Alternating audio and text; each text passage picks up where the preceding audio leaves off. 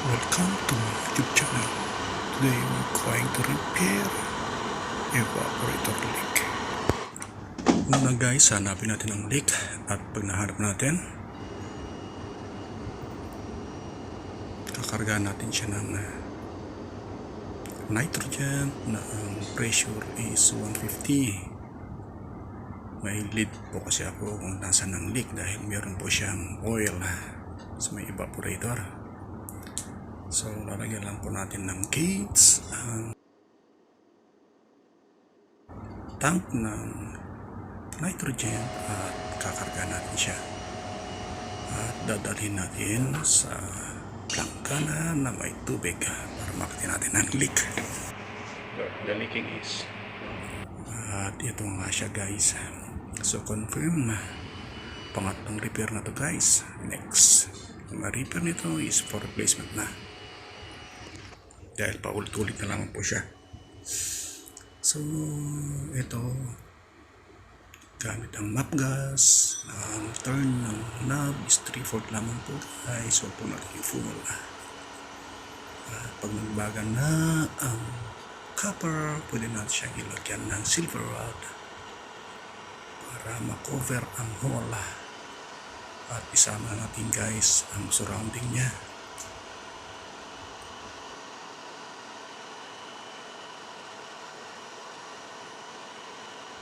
Done na po ang welding guys, huwag po natin siyang babasain o gagamit ng basahan para palamigin siya dahil lumilipat po ang butas. Yun po ang aking technique na ibig kong i-share sa inyo.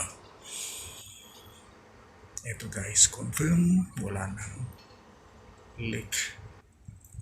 Ang ginawa ko, nilagyan ko siya ng pressure and then nilubog ko ulit for the second time at washing naman guys.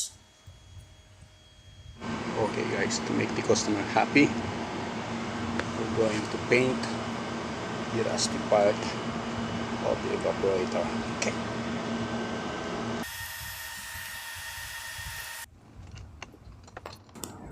After patching, i-connect natin ang mga fittings. Let's vacuum the system. After patching the hole in the evaporator, now it's time to vacuum. Okay, evacuate the air inside the system. Vacuum pump also. There is it. And let's open the gates. Okay, open.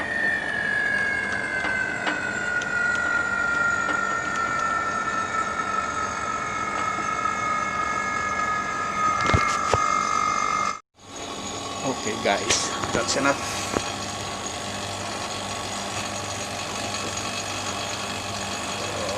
Let's close it guys.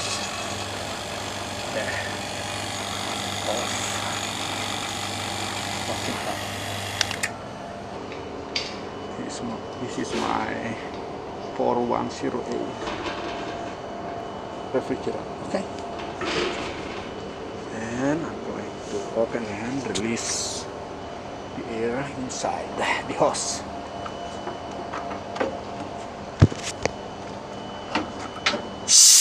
Okay, and let's start to fill the system with refrigerant.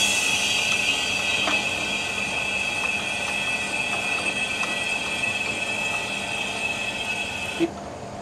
It must be 250 psi.